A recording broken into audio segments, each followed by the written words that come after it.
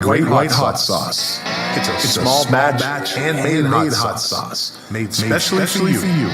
So if you like hot sauce, you'll love Great White Hot Sauce. It's the hot sauce that bites back. Find it at www.trygreatwhite.com. Well, here we are. Episode 67. I think. Close enough. On this episode, Jack is back. Also brought back Mark Smith from the Music Relish podcast. Coming regular. We're going to talk about Creedence Clearwater Revival. Maybe some random thoughts. I got 5 trivia questions for them. See how they do. Enjoy the show. 5, 4, 3, 2, 1, 0. All engine running. Liftoff. We have a liftoff.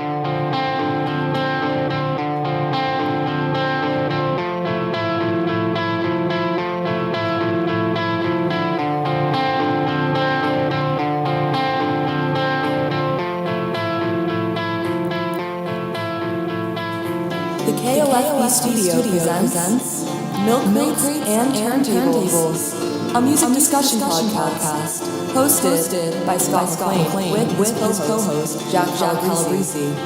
Now, let's talk music. Enjoy the show.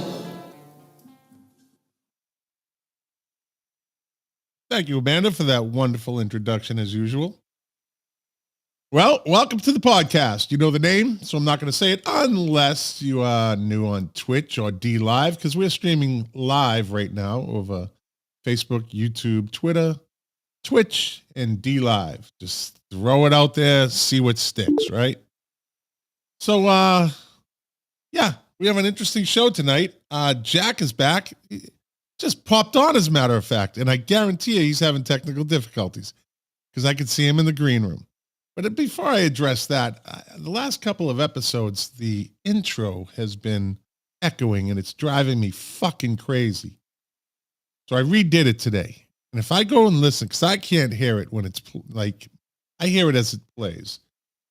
If I go back after this show and re-listen and it's echoing, I'm going to fucking smash something. Shit fucking irritates me. I should know how to do this. I do know how to do it.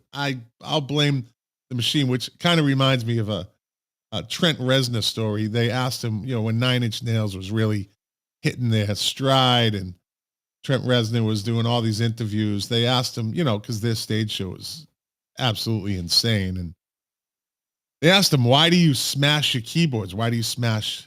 He says, well, if they don't work, they must pay. So I might take a page out of Trent Reznor's book and fucking smash something if this comes back like this when this show is over. But anyway, so I'm looking at Jack right now. As a matter of fact, let me, Brian Gill just commented in, I'm sensing your anger. I'm not angry yet, Brian. I'm not angry yet. But I will be when this podcast is over and it comes out wrong. So, all right, let me jump into this. Let me get Jack. Hold on. Poo. PP. Test. Syphilis. Test. Syphilis. Welcome to the show, Jack. Hi, everybody. What y'all doing? Everybody, it's Syphilis Jack. Test. Syphilis. Monkeypox. Oh, Jesus. I got decided on that thing. That's a whole nother podcast. Must take drink. There you go. Big T. So see? Tea. It's tea. I'm going to kind of reveal something that Jack revealed to me, and I thought it was rather amusing. That Jack C is one handsome guy. Brian Gill, get off my show. Get off my show. Brian, you're a good man. Stop watching. Stop. You're a fine man, Brian Gill. Can I Brian cancel Gill, you're a him from fine watching? man. So Jack says, I always dog him. Well, yeah, he's got tea. What do you got in it? What do you got in it? And Jack says, and correct me if I'm wrong. He says, well, I used to when this podcast first started, but then I realized I was a fucking idiot when I was drinking on the. I don't think that's exactly what I said. But Those are my words. Close enough. I paraphrase you. Yeah. How are you, Scott? I'm doing great, buddy. I'm doing great. That's always good to have you back, man. It's good to be back. It's a different week. Things are a little bit less hectic. A little bit. All right. Well, just we have I'm forming a new gang, and my new hitman is Mark Smith from the Music Wellers podcast. Hey, how you doing? Wow. Hey, Mark. Wait, good. How you doing, Jack? Nice to finally meet you. But yeah, I feel like Scott here. didn't tell you about this. No, he told me. He definitely told me. Okay. Thanks for having me. Hey, look, Mark, it's okay. I already recognize that I'm the Pete Best of this show. Well, that's self-inflicted, my friend. That's self-inflicted, but it's understandable. It's not like Scott, the IT guy that just comes and goes like a whore on a Saturday night. Oh look, it's Scott, the IT guy. He's watching. Scott's a good man. Scott's a good guy. He is. Good man. Look, now it's a threesome. Oh my God. The ugliest threesome of all time. That's right. Insult Mark. He's not even on the show fucking 5 minutes.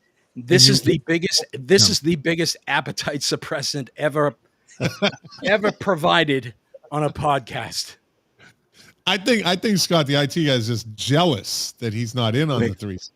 We all, the three of us could be models. Of course, we'd be the before guys. Yep. At least someone has hair. Yeah, he's got enough for both of us. Mark has enough for both of us. I got the weight loss thing. This is me before.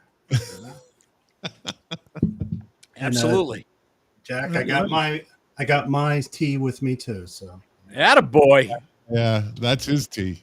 Hey, you know what? My reward for all this is, as soon as I'm done, as soon as Scott finishes with his day in music and birthday greetings, the Willard Scott of rock and roll podcast, I go and have a nice whiskey before I go to bed. Oh, Jesus. Let me fix something. So we're going to be talking a little bit about CCR tonight. Creedence Clearwater Revival. Hold on. Let me take a drink of my tea. All right, you take a drink. I'll be right back. Oh, Jack leaves the show. So what's new? I kind of have a bone to pick with you, Mark. Yeah.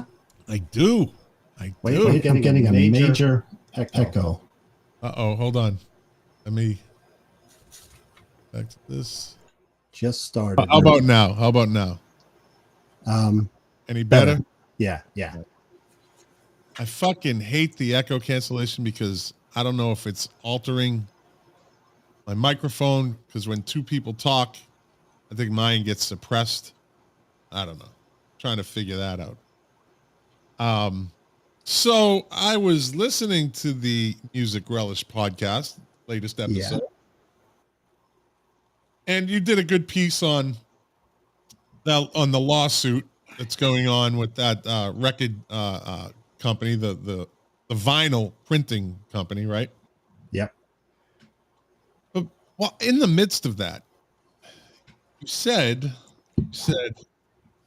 you don't particularly care for the people that are like, oh, I have an original pressing and da-da-da, and look at me, I have an original. And you said, and I'm going to paraphrase you like I paraphrased Jack. You said, those have shitty sound. Nothing's better than a CD.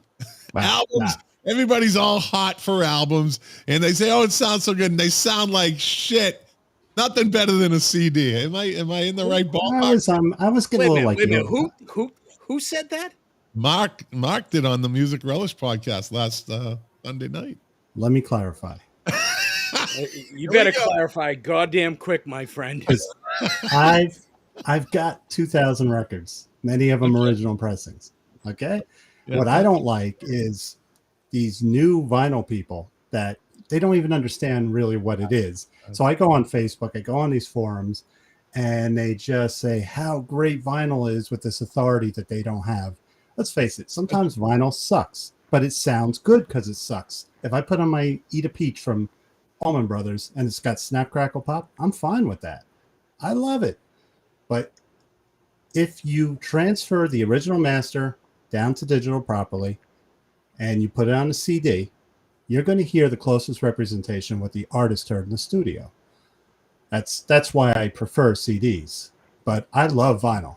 I just don't like these new young people that are just loving it, blowing $40 for a record on a, it just drives me crazy. I bought records for $5 new. Some of those you're hard to come by though too. So some you have. I think Jack and I had this discussion, Jack, when we said, I'm one of those purists. I try to hold out for an original pressing or something close rather than buy a new album. But why deprive yourself of the album because you're trying to be a purist? And I'm looking for, I'm on Discogs trying to buy one in fucking Germany.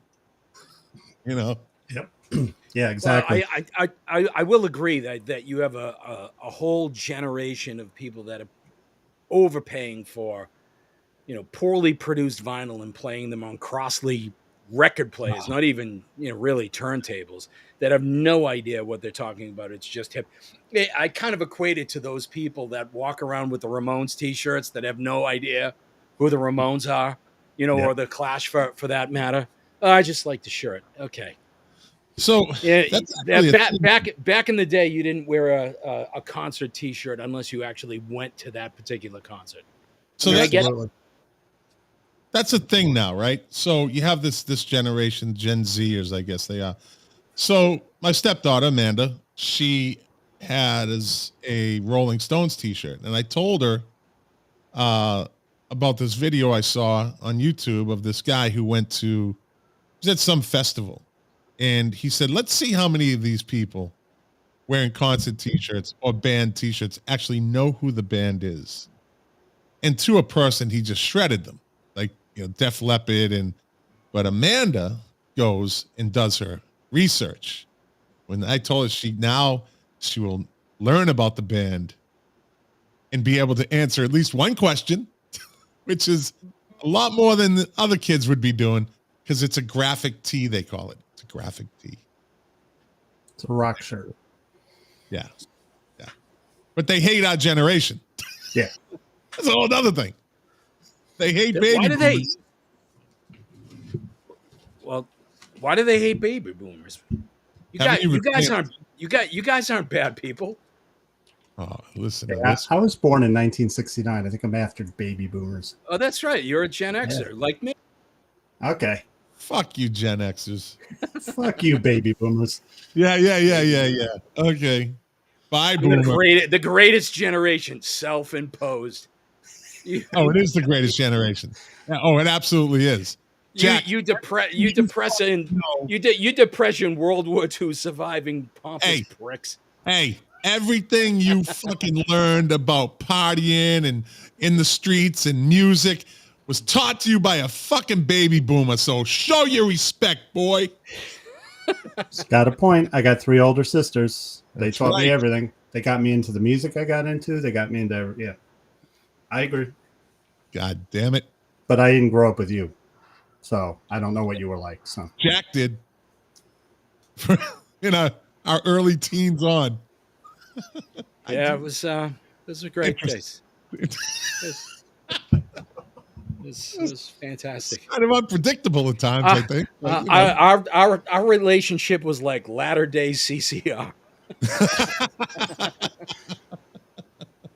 So, Jack, was Scott trying to write songs and asking you to help him on that last album? I wasn't writing anything but death certificates.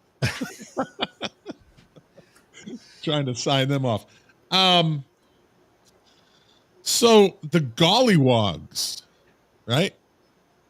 The Gollywogs the precursor to Creedence Clearwater Revival. I don't know if you knew that. They came out in 64, right? Dude, they had from 64 to 67. Oh, what? Didn't they? They originally started out as the Blue Velvets. Well, the Gollywogs were right before. Well, I don't know if I don't think. I think it was Fogarty's. There we go. Welcome back, asshole. Welcome back, I was just asshole. breathing, man. I do that occasionally. Can I pick up my guitar and strum too? No. Yeah, got it right here. No, please. No. This, he goes, I forgot something. He runs off and grabs his fucking. No, I know it. I know it seems that way, and I definitely did grab it, but I actually grabbed, and I know I'm kind of jumping ahead a little bit, but you talk about being a music nerd. One of the big stories, Creedence Clearwater Revival is that they had the worst record contract in history. And talk about being an absolute music nerd. There is a white paper available on the internet, published by Music and Entertainment Industry Educators Association. And this is called the Journal of Music and Entertainment Industry Educators Association. And this is a white paper based upon the CCR record contract. Fantasy Records. Fuck them over good. But go back and talk about the Gollywogs. Well, let me touch on that real quick. John Fogerty readily admits he signed a bad contract, but we'll get to that at the end of the yeah, sure. Or somewhere during this. But the Gollywogs from 64 to 67, I don't know if they were the Blue Velvets in high school, but in 64 they were fucking young. So I don't know where you get Blue Velvets, but from 64 to 67, they put out 23 songs. That's more than fucking bands today will put out in 5 years, 6 years, 7 years, 8 years. But they were writing like CCR, just pumping it out. Yeah. Mm-hmm. Yeah. That's what they did. Then of course they come up with a new name, Creedence Clearwater Revival, and Creedence coming from. It seems like you did a little bit of research, Scott. Did you research by any chance the name Gollywogs? Do you know what it is? It came from, didn't it come from, it's a plural for a gollywog, which was something, wasn't it from a book or something? Yeah, you're right. So back in the 1800s, I believe there was a series of children's books. And there was a doll called the Gollywog, which is I actually wrote it down here, a portmanteau. I think I'm pronouncing that correctly. A portmanteau is a blend of two words to create a new word with a different meaning.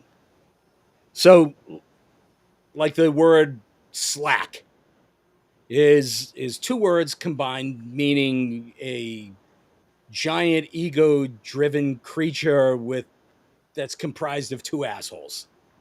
What about a jackhole? Can I do that? I guess that kind of works. Jackhole? But in any event, one of the only so the Gollywogs was a portmanteau of golly and pollywog. So this was a doll that John Fogerty had when he was a kid. And these dolls were kind of comprised, so dark skin, white rimmed eyes, racist, big, extraordinarily racist. I was only kidding. It is regarded as a racist term. But that's where the name came from. He had that doll when he was a little kid, and he had a real great love for black music when he was a kid. And back then, change. The culture has changed, but back then it was kind of an accepted thing that this doll was popular in the book series, was a toy. It was extraordinarily popular in England and Australia. But it's when they got that first record contract that they were motivated to change the name by the manager. The record company is the one that wanted them because they were trying to jump on some sort of bandwagon that was going around with plays on Gollywog or something in that realm. So you mean the name Creedence? No, the Gollywogs. They were kind of Okay. put on them. But Creedence Clearwater Revival comes from Tom Fogerty's friend, Clarence, what is it? It's Creedence Newball, except they added an E at the end of Creedence to make it more kind of religious sounding. Clearwater came from an Olympia beer commercial. Yep. And Revival was, well, those, what is it? 2 of them came back from Vietnam, or they got drafted. Yeah, they had to pause the band for a little bit because 2 of them were conscripted into the service. I think John went into the reserves, and I think it was Stu actually went into the Coast Guard. Yeah, Coast Guard reserves. I think they kind of lucked out. Mark, thank you for your service, boys. Thank you very much, Stu and John. And Scott. Did you listen to a lot of? Yeah, me too. Yeah. You better throw me in there, motherfucker. I did. I know. You're calling me motherfucker. Did I throw you in there or not? Jackhole. Dude, Easy. don't get all cranky on me just because you don't know how to control the echo in your world. Can you put my picture between you two? Because there's times when I feel I have to do that with Lou and Perry.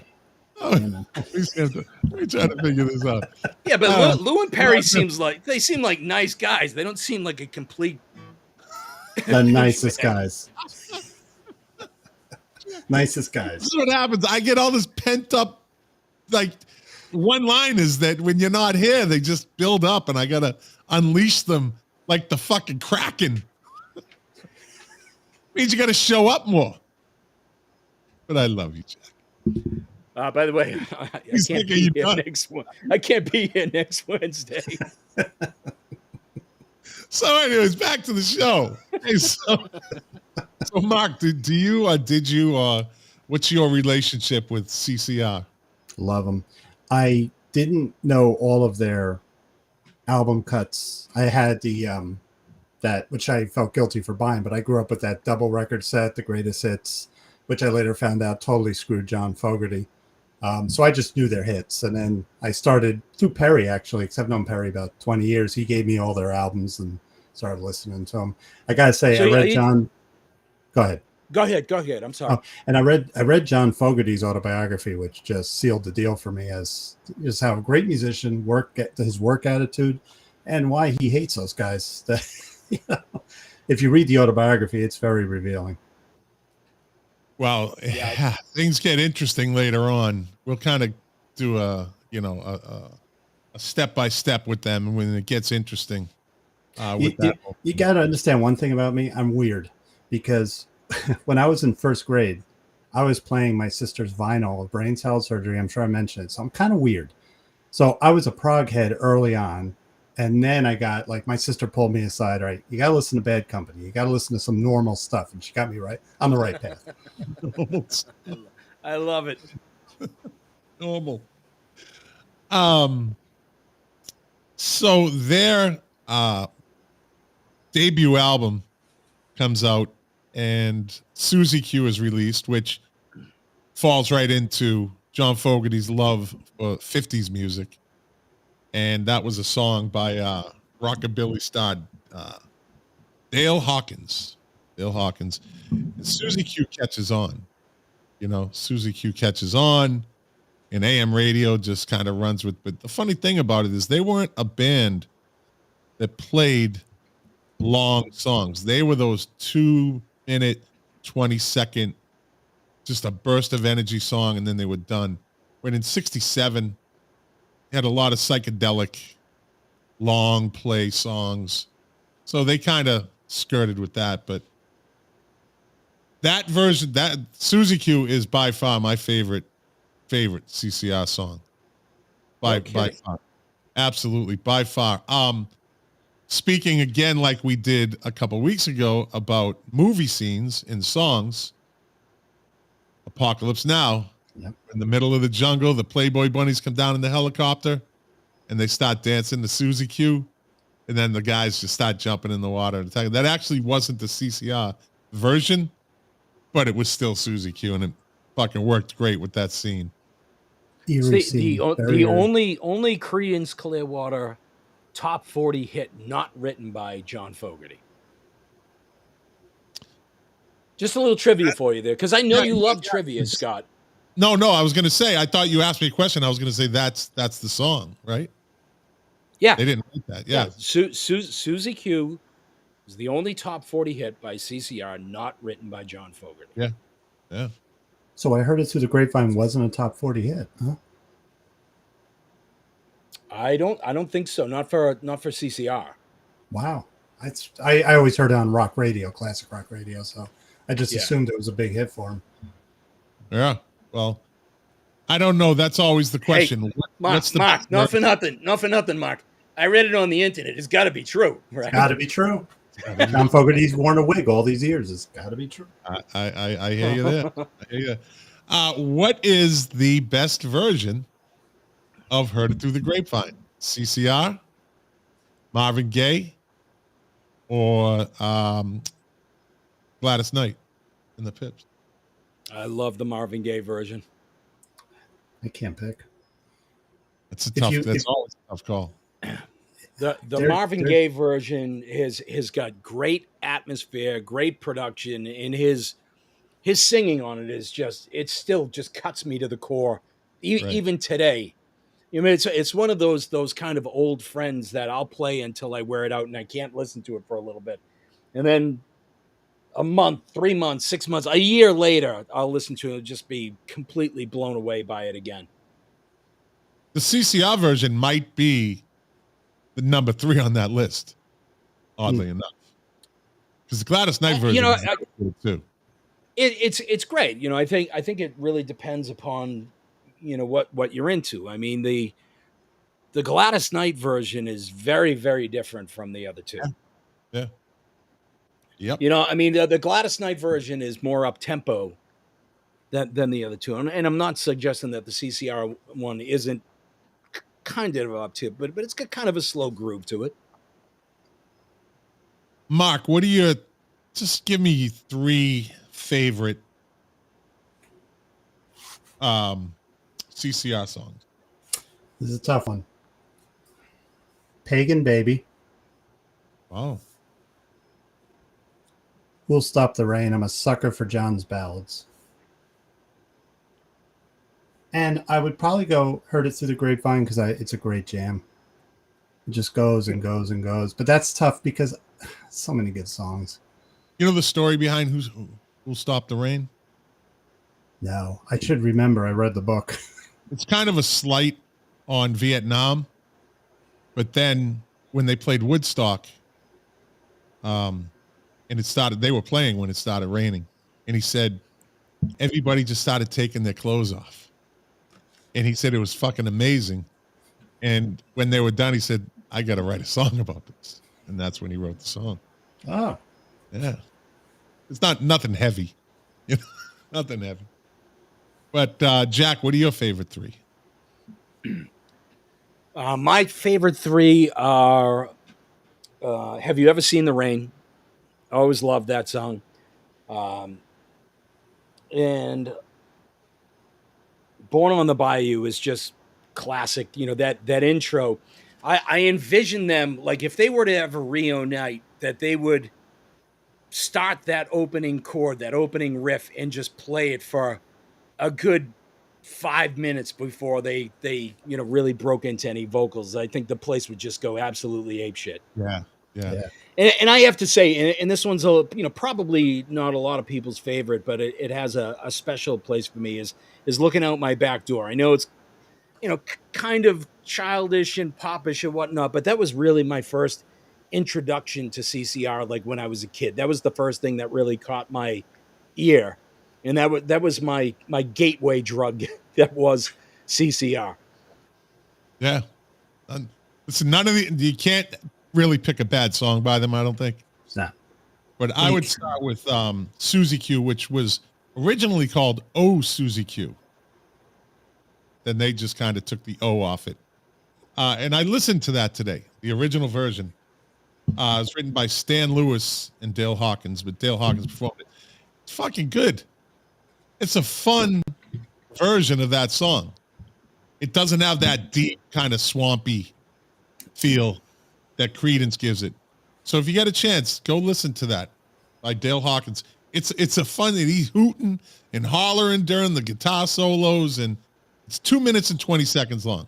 So Go check it out. yeah. You know what? Knowing that we were going to be having this conversation, I jumped on a Spotify while I was working and listened to their first album, which I don't think I had ever done. You know, I think I was like, you know, like Mark. I mean, I listened to Cosmos Factory and, you know, some of the other ones, but, you know, I listened to that Chronicle record 500 times, you know, but I don't think I ever went back and listened to their first album from start to finish. And it's humble beginnings. I mean, there's a lot of covers on there. You can still kind of tell that they're trying to find their sound a little bit. You know, they don't have a lot of their, you know, not a lot of big hits in there. It was humble beginnings for them. Mm-hmm. Yeah, absolutely. My second is Run Through the Jungle. That's a fucking gritty song, right? And the jungle effects are actually the guitar and the piano played backwards. If you listen to it, that kind of right in the middle, then at the end.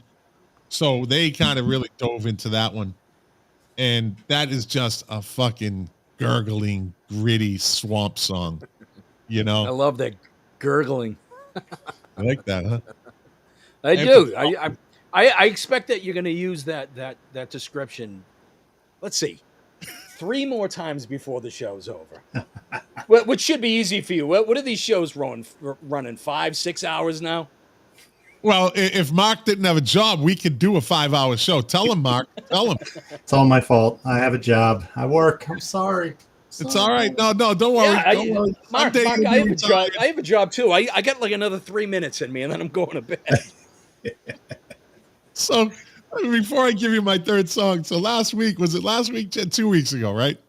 When Jack just goes, oh, by the way, and then he cut himself off, like on purpose. He took himself off the show.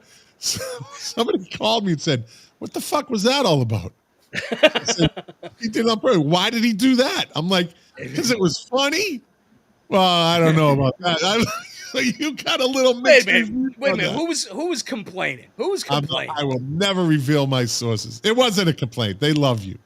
They love you. It was like the end of The Sopranos, you know? Yeah, sounds like Colin to me. No, it wasn't him. Trust me. My third is from Willie and the Poor Boys, 1969. This song just kind of, like you said, that gives you that feeling, Jack, when you listen to Marvin Gaye sing. Yeah. Midnight Special is such a fucking great song. It really feels like a revival song, like the tempo of it, right? Is that one of those songs, Scott, that the cover is better than the original? I didn't know that was a cover, but they do it fucking great. It's a Lead Belly song. I think it's a traditional song. So I don't know that Lead Belly was the person that wrote it. He may have been.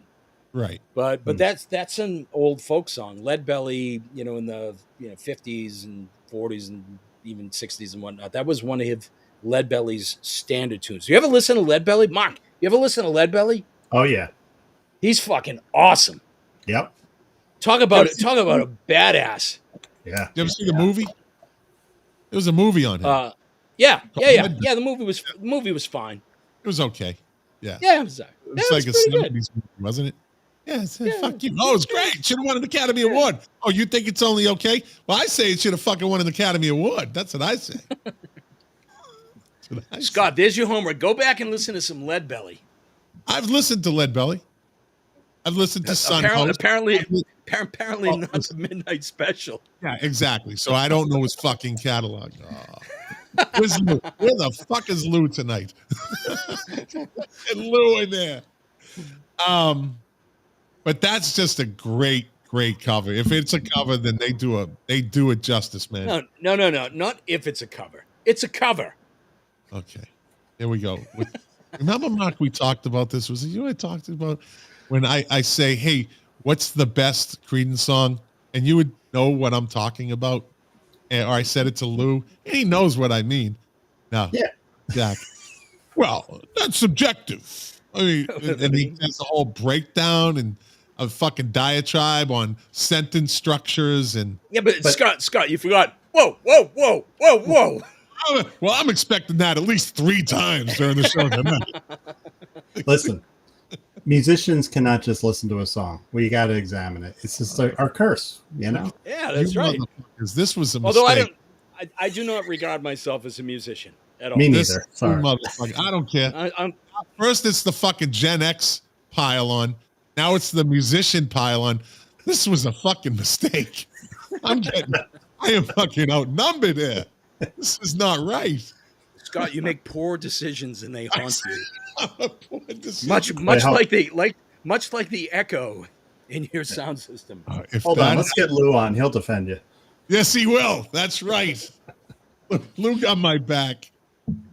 So those are my 3. Susie Q, Run Through the Jungle, and Midnight Special. But then again, you can't go wrong. You can't go wrong with any of them. But Mark, you had a pretty obscure one, so that's good. I'm gonna have to go listen to that one. You know why we did a show on Music Relish, and we mentioned CCR, but it was the phone days, so nobody can hear it.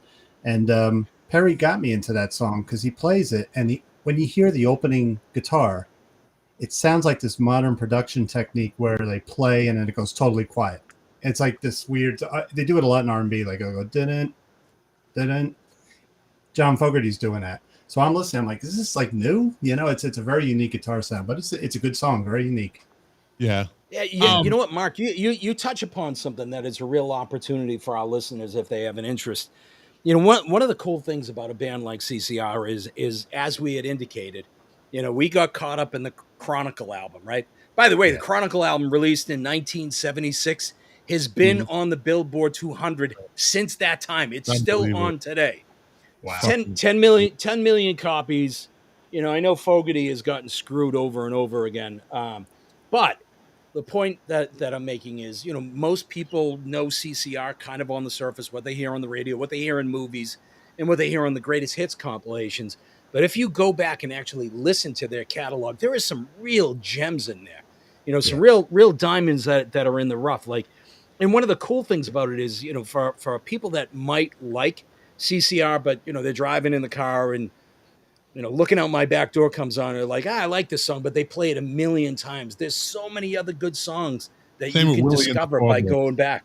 Yeah. Willie and the Poor Boys. I'm like, that song's played out to me, you know? Yeah. Yeah. There's a bunch of them. Yeah. But just as a caveat, if anyone listens to Mardi Gras, only listen to John Fogerty songs. I don't know if you know the story behind that album. Oh, yeah. The demise of the band. Oh, well, so you got to spill it now for the listeners. Well, I'll tell you what. I equate it like this: Monet, one of the greatest painters of all time, right? Somebody working in Monet's studio says, "Hey, I want to paint a little of that." And Monet says, "Well, I got the vision, I got the dexterity, I got the virtuosity. I can make this sing." Yeah, but I want to paint some of it. I need some credit. That's what happened with CCR. Yeah. The rest of the band they wanted a piece of the action. They wanted to sing, they wanted to produce, and they wanted to write. And the result of it was, and he said, "All right, asshole." Yeah.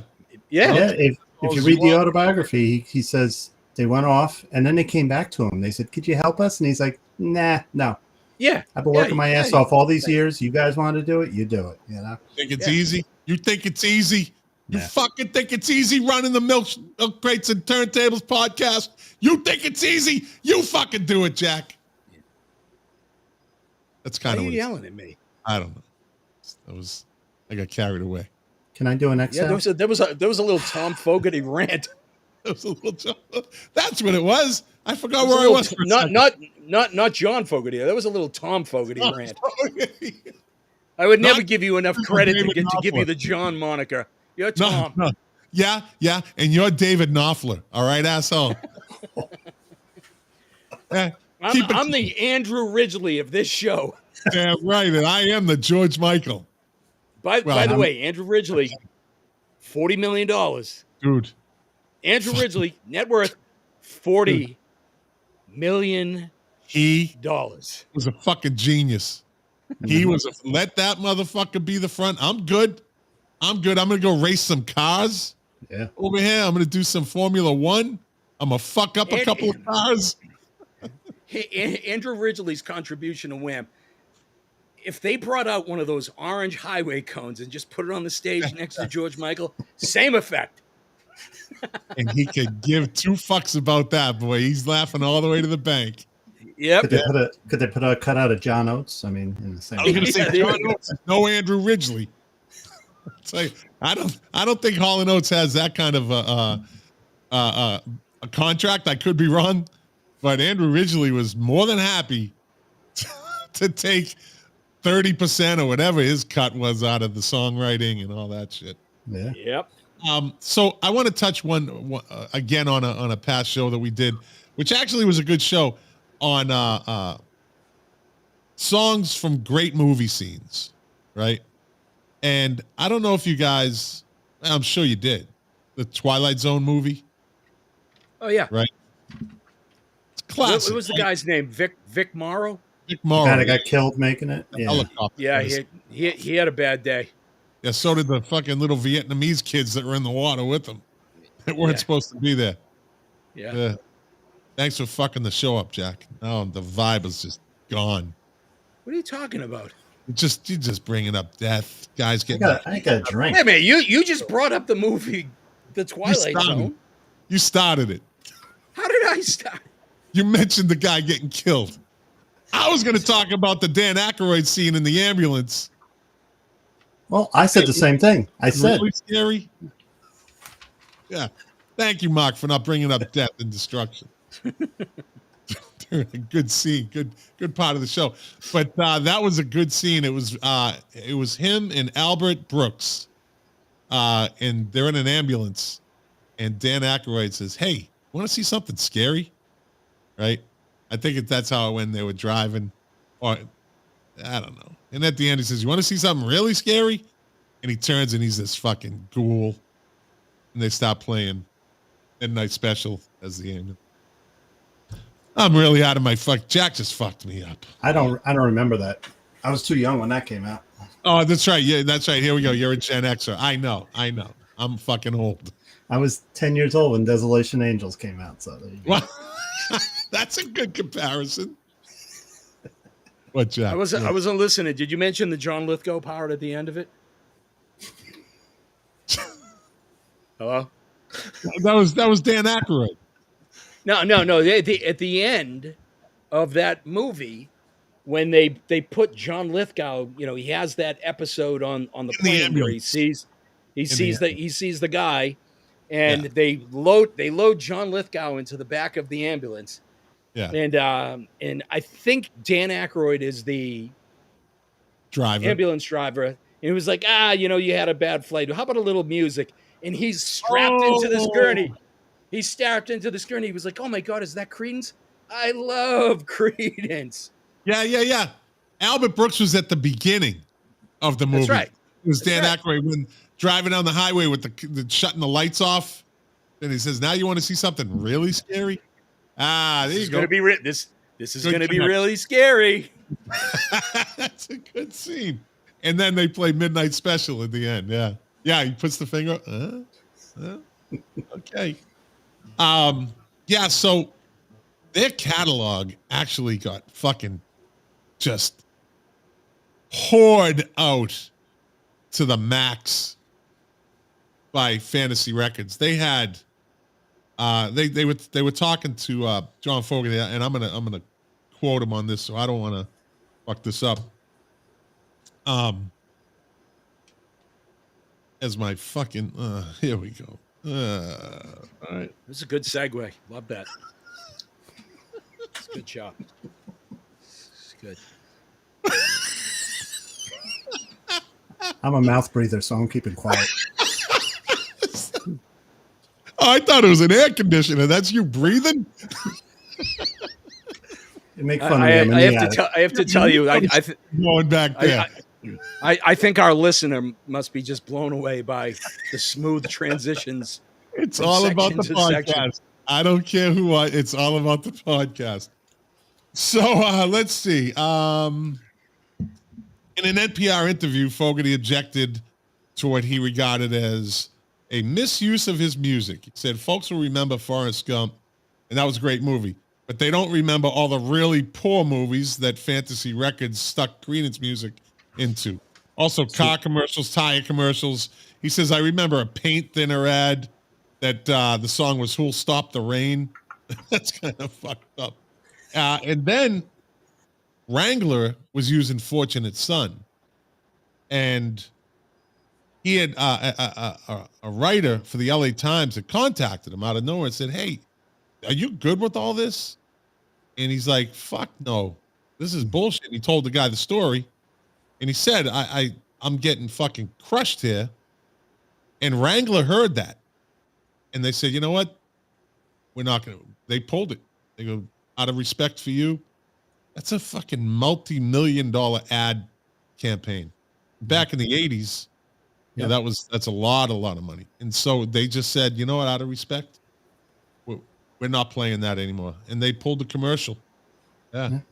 And they were used Run Through the Jungle in that Swamp Thing movie. Do you remember that? Oh, shit. That was a hard movie.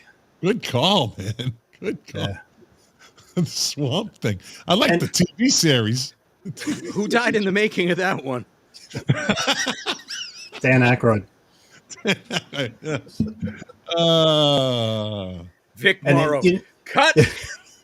Vic Morrow came back from the dead just to get fucking killed in the Swamp Thing movie. Again. Except this time he didn't bring kids with him, that asshole. He left the kids at home. No kids were killed in the making of this podcast, by the way. So I don't know. So look at me. Scott, you were talking about how they got screwed in terms of their he did, yeah. Music being leveraged elsewhere. One of the things that I read in their actual contract. So I'm going to give you a little bit of legalese for a second. Yeah. It says any recordings made by the artist or any of them during the turn hereof and all reproductions made there from and performances embodied therein and the copyright and or copyright renewal rights therein and thereto are all and shall be entirely the property of Galaxy Records, free and clear. Jesus Christ. Those guys got screwed. Initially, John Fogerty, I mean, those guys signed a really bad record deal. They didn't do it blindly. Like, they weren't just kids. So Stu Cook's dad was a lawyer and worked for a law firm that actually represented the Oakland Raiders. But back then, the music business was still kind of the Wild West, and he was just way out of his element in terms of interpreting that record contract. And they had a horrible deal. After they gained a little bit of popularity, they renegotiated it, but it still was one of the worst deals in music history. But it follows a long line of other people. Curtis Mayfield, Etta James, a lot of the people over at Chess Records, those people all got screwed by what they called the record barons or the music barons that really exploited those artists, really screwed them bad. It went on for, TLC, the group TLC, they got screwed over by another artist who became a manager, Pebbles. They were fucking broke. We won, Grammys, MTV Awards, sold, I don't know how many million records. And she said, one of them said at the end of the day, we had like $10,000 each in our bank account. Jesus Christ. You would think people would learn along the way. It reminds me of a scene in The Sopranos when Tony is out at Hesh's farm. Hesh was, you remember Hesh? And he goes, you've written more, he said something like, you've written more fucking #1 R&B songs than anyone else in the world, because he would put his name on every album that his artist released. Yeah. And they all got screwed. So this white paper that I referenced, let me just read you something real quick. So this was Etta James. So it says she's talking about a house that they all had to share. So other entertainers were there, like Curtis Mayfield. Everybody lived in this one hotel. I was the one who had the kitchen. We all used to put our money together to eat. At that time, we would get 2 cents, 3 cents, 5 cents for bottles. And at the end of the day, we would get our money together and we'd get some food and cook it. I remember us putting together and not having much, just enough to get some cornmeal. And I learned that when you ever get hungry, I've told my kids this. If you got enough money, if you got some yellow cornmeal, and you've got some sugar, you can always get some sugar somewhere, even if you walk into a McDonald's someplace and steal some of the sugar. Take sugar and cornmeal and fry it. Boy, is that good. Then if you got some enough money, you can actually get a little bit of syrup. This is after they released At Last. That sold, how many millions of copies? I mean, these people back in the old days, they got screwed. Yeah. To the Yeah. point that they were absolutely poverty-stricken. Yeah. That's why I avoided all that, despite having incredible musical talent. I didn't want this to happen to me, so I went into the safe confines of the insurance industry. There you go. You could have been somebody, Jack. You fucking I could have know. been somebody. Hey, come on, look at him broadcasting. I'm on Milk Crates and Turntables. That's right. Hey. But stop right there before you. And so is Mark Smith. Look at that. I'm a guest. Yep. I'm somebody. Yep. I'm smart. That was from Mark, not you. Jack. Seen and scrolled by millions of YouTube users. That's right. Damn it. That's right. You know what? Let me just say though, I want to jump ahead, but what really bothered me about John Fogerty was like, when you read his book, is that he couldn't even perform his own songs. That's where he, and he went to major writer's block. So then he wasn't able to make music. He wasn't getting money from the catalog, and he just went through a really bad time there. Green River, didn't they try to hammer him on Green River because it sounded too much like Run Through the Jungle? Yeah. No, when he really revived his solo career, so he put out Center Field in the early to mid 80s. And then the next album that he put out had, what was the name of that song?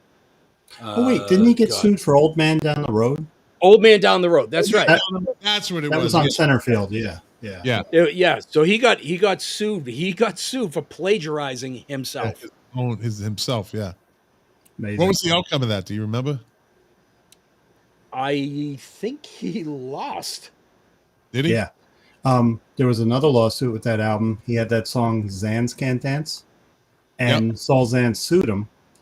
I went to the record store, my music merchant in Western New Jersey, and bought it the day it came out. I have one of those original pressings where it's Zans Can't Dance. He had to re-record the song as Vans Can't Dance. I wonder how much it's worth. Yeah. You know what? Speaking of that, so back in the early 80s, my brother Jimmy was a big Creedence fan, and he went out and he bought the original pressing when it first came out, Creedence Clearwater Revival live at the Royal Albert Hall. The only problem with the album live at the Royal Albert Hall it wasn't recorded at the Royal Albert Hall. It was recorded in Oakland, California. So they actually had to change the cover of the record, and I was like, oh my. So, when I knew that we were going to be talking about this, I went on to eBay to look and to see how many millions of dollars my brother would be earning by his original pressing. $12. $12 for the misprint. There was, in all fairness, there was one on there that was like $90, but I don't think anybody's going to be buying that anytime soon. Because you put something on eBay for $90 doesn't mean you sell it for $90. That's right. It's what somebody wants to pay for it. They also had some movie scenes. The Big Lebowski, right? He had a cassette of Creedence in his car all the time. And let me see, looking out my back door while he was smoking weed in his car with the cassette. Yeah. So Tom Fogerty and John Fogerty had a pretty bad falling out, right? Yeah. They never really reconciled. Yeah, kind of at the end, but not really. Not really. Yeah, never really. And I can relate to that. I had the same kind of thing with my brother, and that's just how fucking life goes sometimes, But he died. You remember what Tom Fogerty died from? Yeah, he died of complications of AIDS.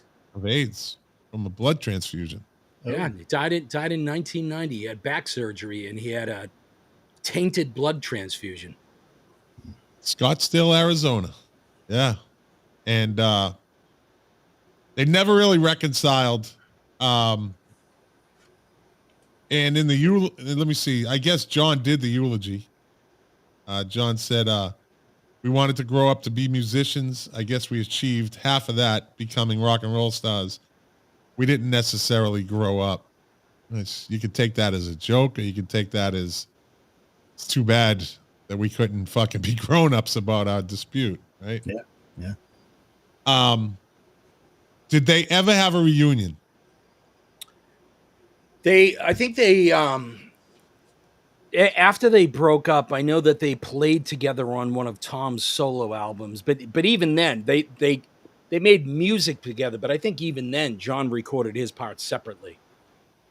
And I think didn't they play at like a wedding or a high school reunion or something like that? But no, even when they were the high school when reunion, they were the high school reunion wasn't Creedence. So go on. Yeah, it was there was the Blue Velvets, and it was only two of them because only two of them went to high school together. Right? I don't think that's true. They didn't all go to high school together. Tom was a little bit older. Yeah. Speaking of which, all right, I don't know if this is true, but I'm going to throw it out there. So John Fogerty, what's his big baseball connection? Most people would say it was center field, right? Yeah. Kind of that. But Scott McLean, person that lived in the Boston area, do you know that the school that John Fogerty went to in California was also the alma mater of Pumpsy Green? Pumpsy Green played for the Red Sox. You know who that is? Played for the Red Sox.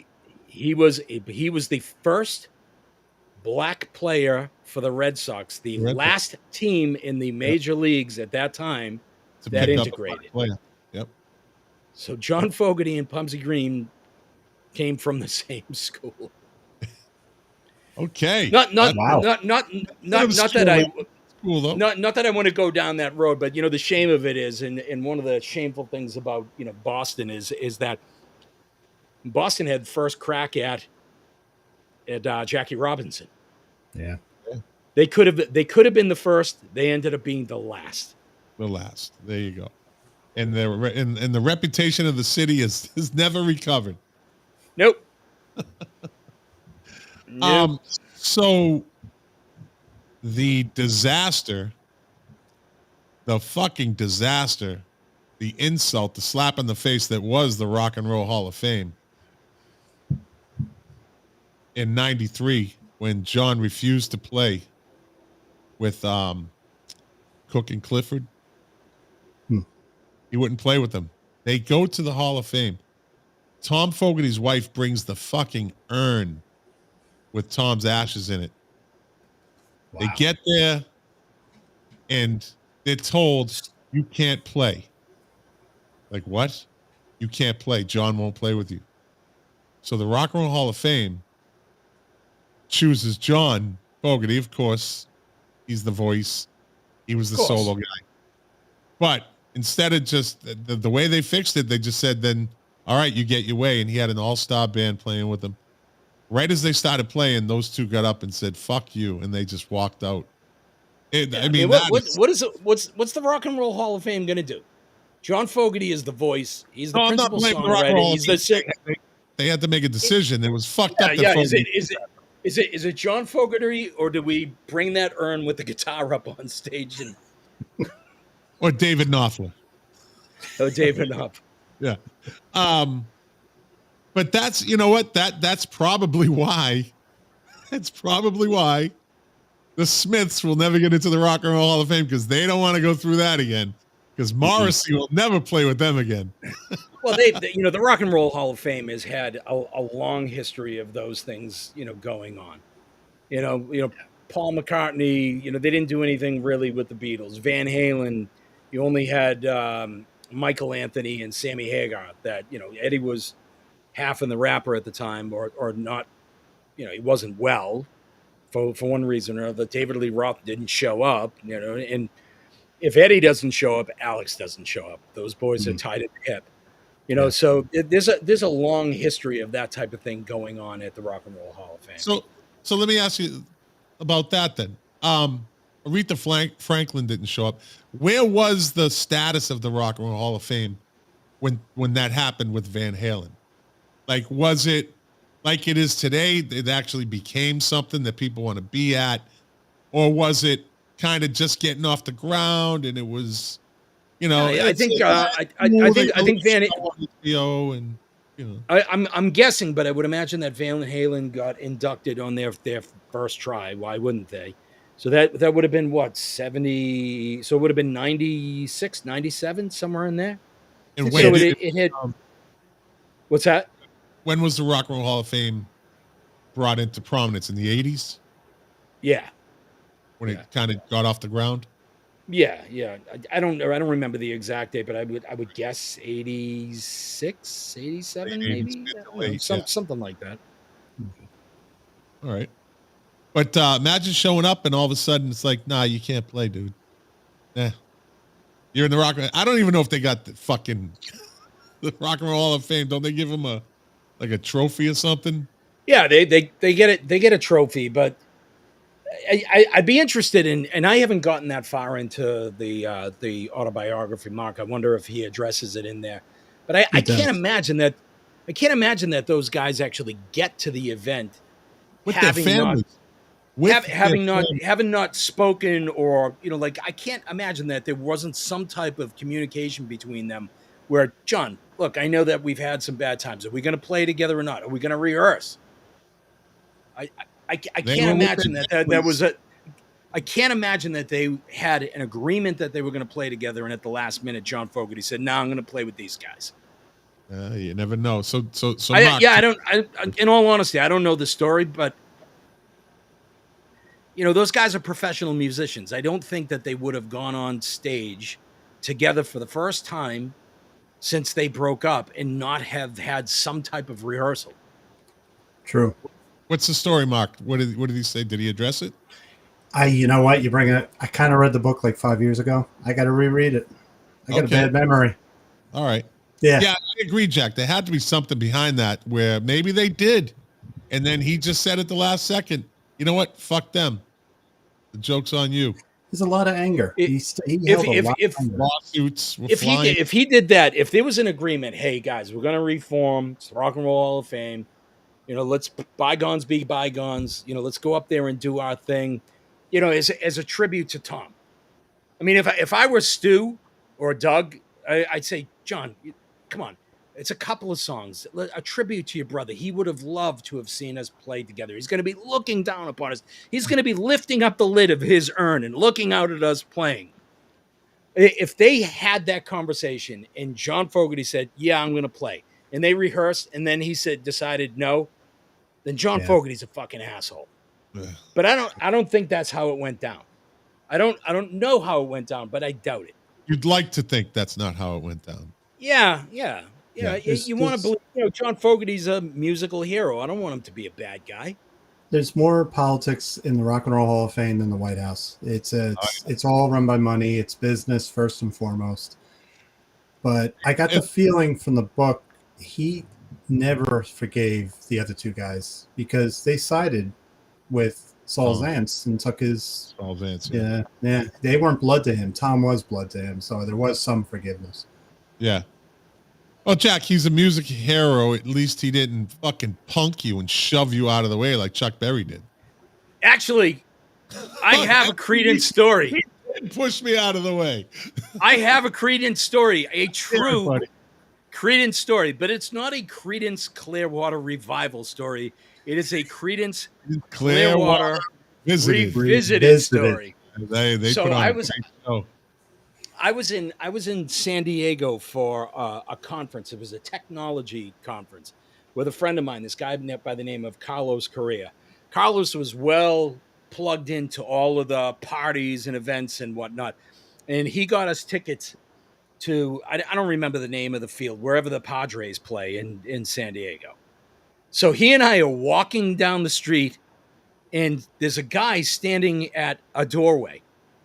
like a bouncer. You could tell that he's looking for somebody. I have my camera on my hip. So I have my Canon, big, semi-professional camera on my hip. And he goes, "Hey, are you the photographer?" I was like, "Well, I'm not a photographer, but I know how to take pictures." And he was like, "Come on in here." They one of the companies that was there rented out the entire baseball field that holds, I don't know, 30, 40,000, people or whatnot. And for about 1,500 people, they hired Creedence Clearwater Revisited to play on the field. And they had a line of people that were going to get their picture taken with the band, and the photographer didn't show up. Oh boy. So I went in. I kid you not, I'm not lying. And I stood there and introduced myself to the band, and I was taking pictures, and I probably took maybe a dozen groups of people with Creedence. And then the photographer showed up. He was just late. He was fucking bullshit that I was there. He was fucking livid, but I was like, "Hey man, it's all yours, happy to stand in for you." Yeah, but you're not getting any of these pictures. My little brush with, fame, shaking the hands of, Stu and Doug from Creedence. Unfortunately, I would have been a lot happier. That was after the time, because a lot of people probably don't know this, but Creedence Clearwater Revisited formed in like 94, 95. Yeah. Probably just a couple of years after the whole rock and roll fame debacle. And one of their original guitar players was Elliot Easton of the Cars. The Cars, yeah. Wow. Yeah, he was not in the band when I got to take their pictures. I would have been thrilled to have met Elliot Easton. He's one of my favorite guitar players. Now, John Fogerty tried to sue them for using the name and they won. The judges. Well, so he said a legal injunction, shouldn't be using the name Creedence, blah blah blah. So for a little while, they actually changed the name of their band to Cosmo's Factory. Yeah. And as you had indicated, it did end up going to court, and the guys from Creedence won against John. So they were able to utilize the name, and they still play around. Yeah, playing his songs. They were taking that name. Remember? Do you remember when record labels would put out like greatest hits of, I don't know, just name a band? It would be like a live album because it was cheaper to put live cuts. There was a Creedence Clearwater Revisited CD at Tower Records. I mistakenly bought it. I'm like, oh, it's Creedence, and I bought it, brought it home, and I was like, I haven't somewhere. So they were actually recording the stuff on a record label. Hey, John's songs. It's screwed up. Yeah. So they actually did. The two other members they wrote separate letters to the Rock and Roll Hall of Fame board of directors, saying it was hurtful and insulting to allow the performance to continue without them. So there was something ready to go. They were ready to play. You may be right. Yeah. It had to, because if they said, "How did you do that to us?" We were, for letting the performance go on because John said no. But regardless, fucked up. I don't know if he's still on, but Bob Doucette, from a friend from Winthrop, said, "We lived through several months of CCR at Winthrop town parties back during high school." I have to tell you, Winthrop was a very, very, very cool place to grow up. But musically, most people were, while you had the Ramones, the Clash, and the B-52s, and all of the punk and post-punk stuff that was going on, and the Smiths and REM and whatnot. Most parties that you went to, they weren't playing any of that stuff. Classic rock. It was all Creedence. There was this weird thing that went through Winthrop High School in the early '80s that everybody was into the Doors. Yep. It was about the time that No One Here Gets Out Alive. 81. That was my senior year. I was like, why the fuck are we listening to this shit? I mean, it's good. Yeah. That was a strange phenomenon, wasn't it? It was. Oh, yeah. The Doors just became this fucking, like they were born again. Yeah, my school too. Yeah. Yeah. It was like, fuck. But it was good though. because they kind of got exposed to a new kind of audience. But I think it was trendy for some people too. Yeah. You know, they'd go home and listen to shit like Toto and fucking Stick. Don't pick on Toto now. Don't pick on Toto. Okay. Yeah, So, come on. I Steve have- Lukather? Steve Lukather? Phenomenal. Phenomenal. Come on. You see him live, you'll never go back. I mean, you'll go back, but you'll never. Steve Lukather out my back All right. door. Woo! a friend of mine that I was stationed with in New Mexico, he just posted this as on Facebook. As it came out as a memory, right? He said, "Hold the line. It's been 7 years already since I met Toto on the streets of definitely not in Kansas anymore." Rosanna. So then he has the post that says, "Chalk this one up as a dick moment. Chris and I," meaning his friend, "stopped in 5 Points. Before, I guess this is before a festival in the Broncos game. Standing outside, I asked this guy, 'Hey, anyone ever tell you look like the singer in Toto?'" Right? And the guy says, "No, never." And the other dude asked what music I grew up on, and I said, Toto. And he said, "Yeah, we did too." And that is the lead singer of Toto, Steve. Look at that, Steve Porcano and me. And there he is, right there. He's got his picture with them. Oh, wow! In the camera. That's But like cool. he plugged you. You look like the singer of Toto. Yeah. So I kid on Toto, but Yeah. no. They listen. They hold a spot. They hold a spot. Their last tour. Guys are amazing musicians. Yep, their last tour that I saw. And I saw them in Englewood. It's a small theater, Englewood, New Jersey. So you got legends on stage. Marty Page. They had a section in the middle of the show where each guy would like play a snippet of a song they wrote for somebody else. I didn't know Tom Spallone's going to kill me. The Precaro that plays keyboards, I always get the names mixed up. He wrote Human Nature for Michael Jackson. And he told the whole story. Great song. His daughter came home crying. She said, "There was a little boy on the playground. I thought he liked me, but he pushed me off the swing or something." He said, "Well, maybe he likes you, but some human nature, something." So the whole song was written for his daughter. Marty Page, he Keeping It Real. Remember that song, Something Real, in the 70s? I forgot who's. These guys wrote so many songs that are just all over the music industry. It's amazing.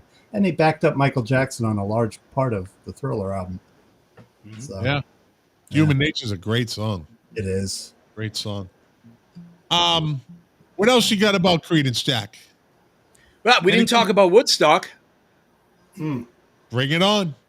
Well, Woodstock, they were actually the first band signed to play the Woodstock Festival. Well, most people don't realize that they were even there. And part of the reason is that they actually went on at 3:00 in the morning after the Grateful Dead. So yeah, John made, I don't know if he made the comment on stage, but he said there, he was like, we're the guys going on after we're following the band that just put 500,000 people to sleep.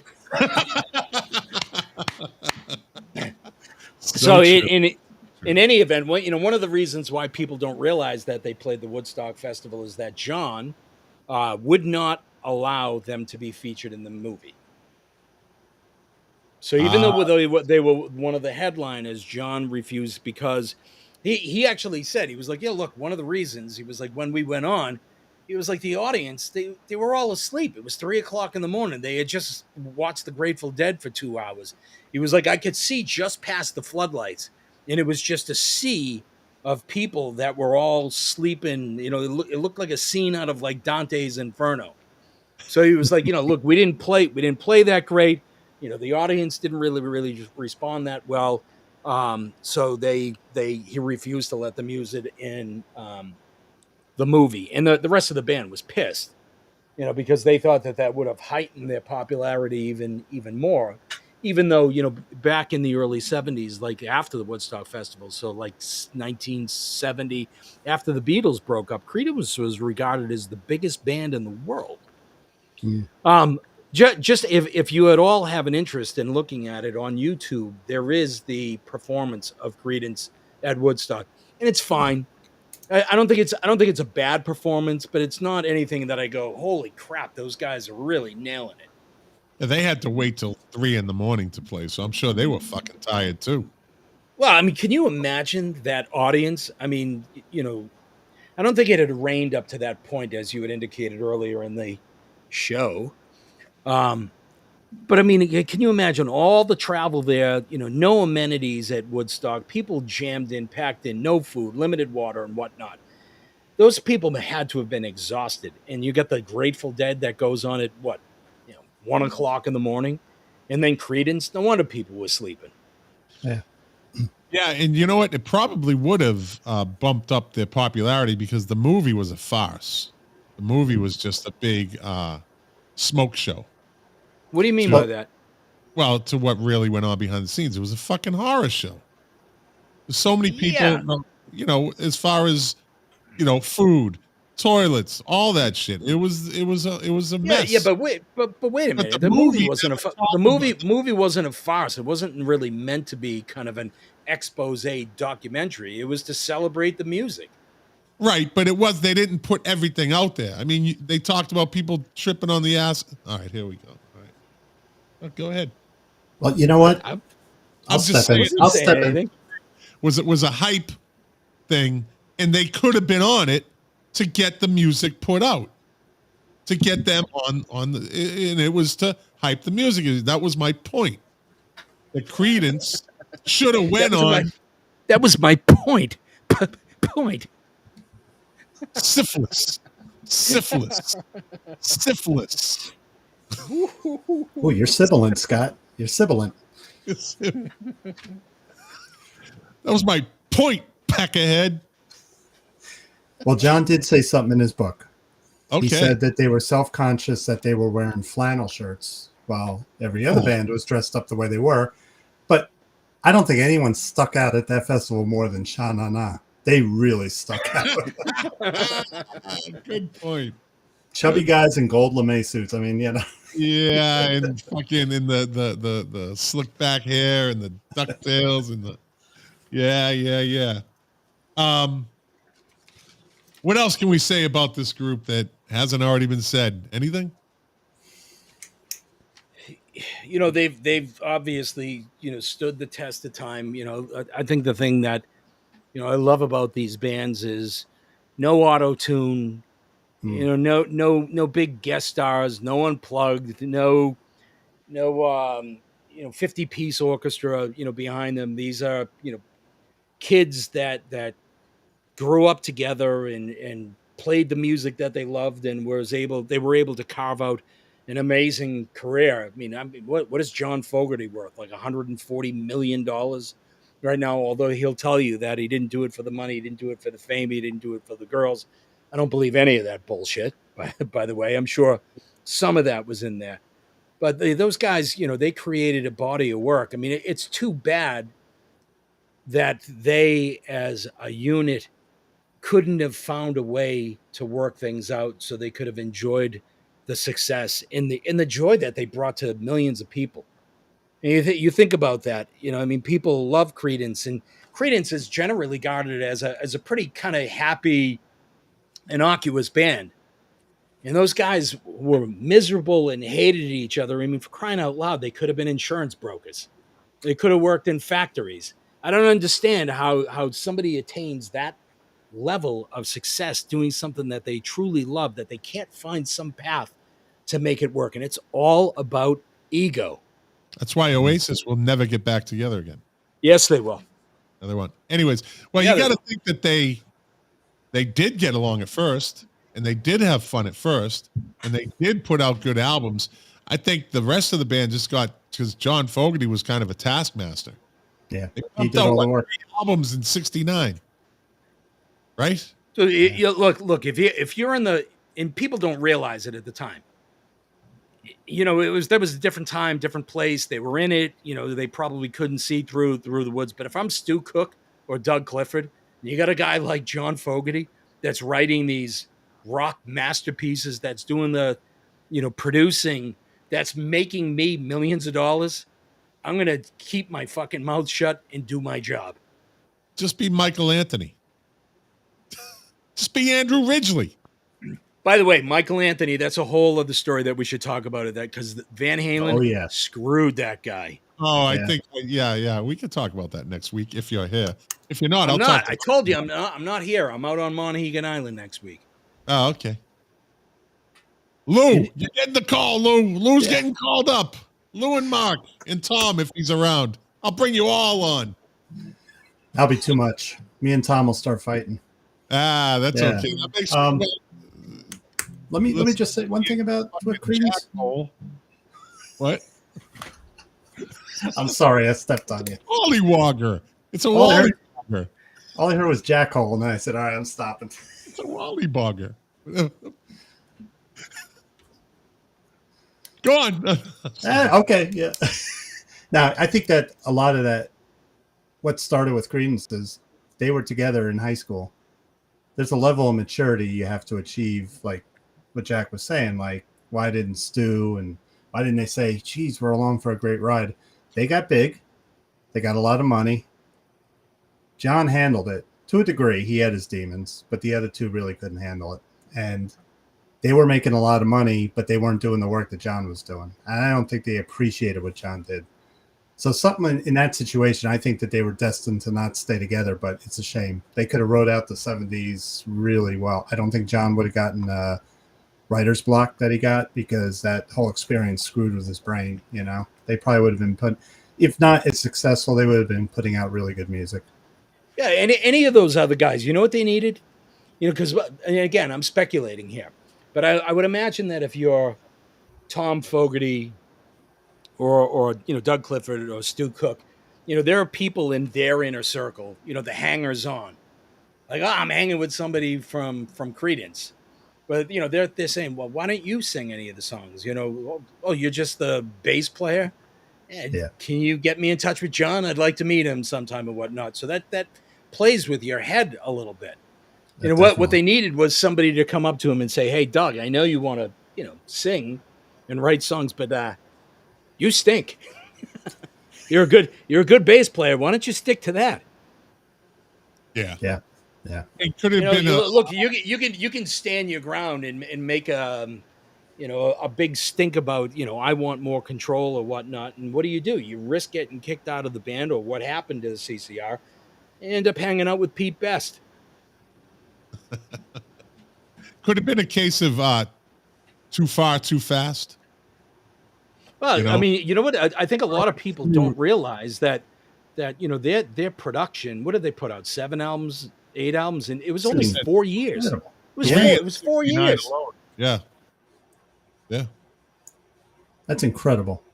Too far, too fast, and then he hits the writer's block. And who knows how they were pushed. The record company, we need more. They were relentless tourers, though. Didn't they write one of their albums while they was on tour? A lot of bands did that. Yeah. So, all right. Van Halen too, written on the road. Led Zeppelin too. Simmons, he was the master behind Van Halen too, according to Gene Simmons. Who? You know the story. No. Gene Simmons had nothing to do with Van Halen too. I'm saying, according to him. I said according to him. Gene Simmons recorded a demo for Van Halen. So some of the cuts from Van Halen's first album are on the demo. But if you can actually listen to the demo, it's online. I actually had a CD of it. It is one of the worst produced. It sounds like a Kiss record. Yes, I've heard it. It's terrible. But according to him, he was responsible for Van Halen 1 and Van Halen 2. Of course you were, Gene. Of course you were. All right. Well, I think we covered CCR enough. Now it's time for 5 questions. And how we're going to do it is I'm going to give Mark a question. And if he doesn't get it, I'll defer to Jack. If Jack gets it, Jack gets the point. I'm bad at these things. You'll get the Schmitties. Don't get the Schmitties. I failed gym class in high school, so come on. All right. Back scratcher. First question for Mark Smith. Here we go. There was a very famous singer who was John Lennon's hero, but John was disappointed when they finally met. Can you name the singer?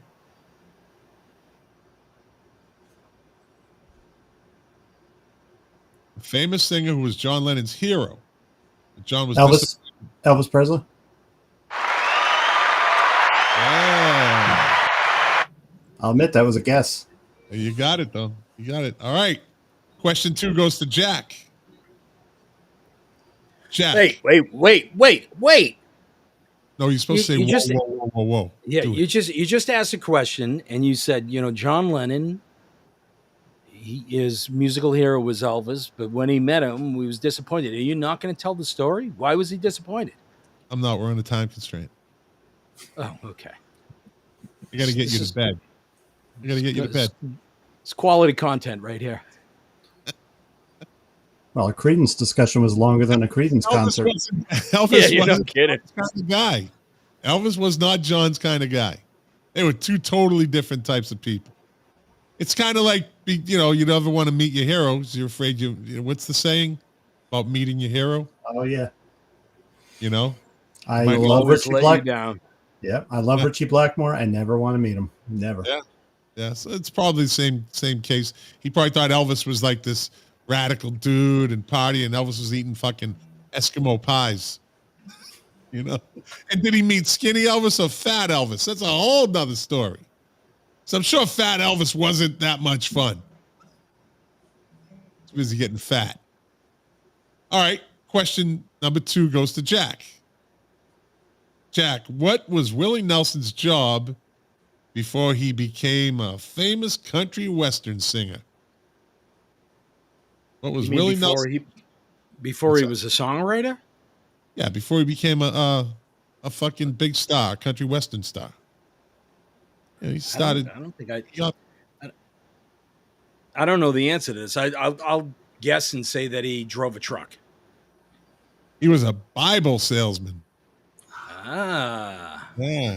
So he probably had a lot of time on the road to write songs and play that guitar. And then it finally happened for him. All right.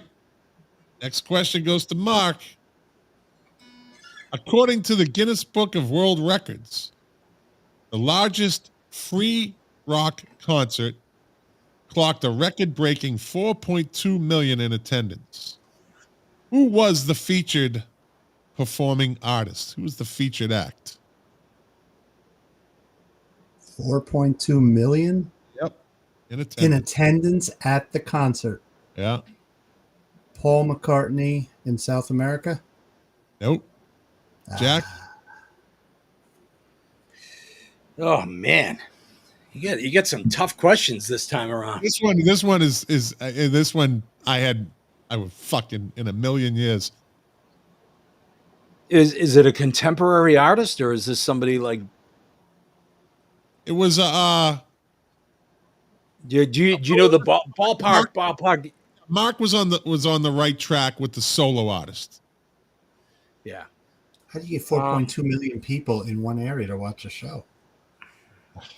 Unless it was televised. Fucking Mumbai, India. It was Zebra in Long Island.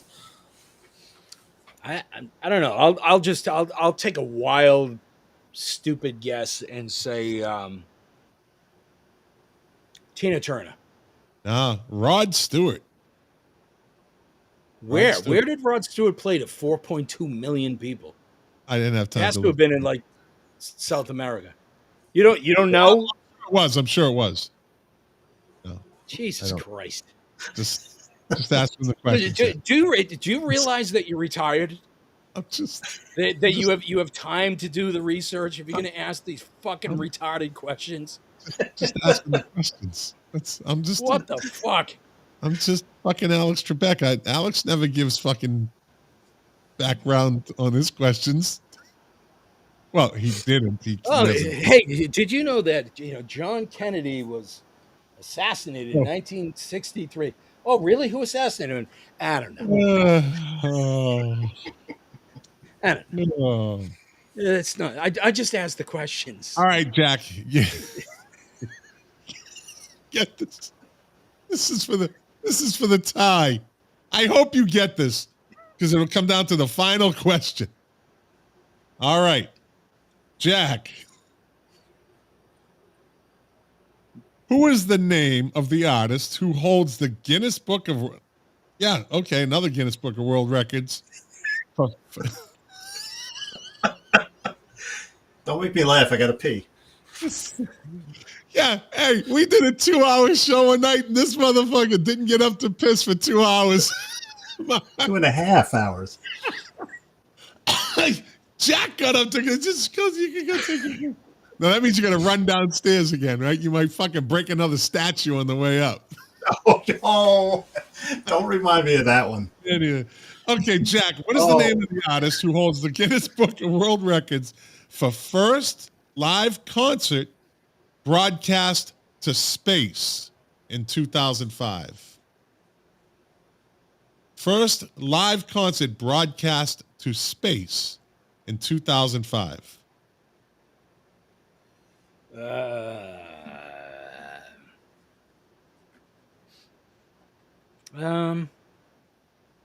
David Bowie.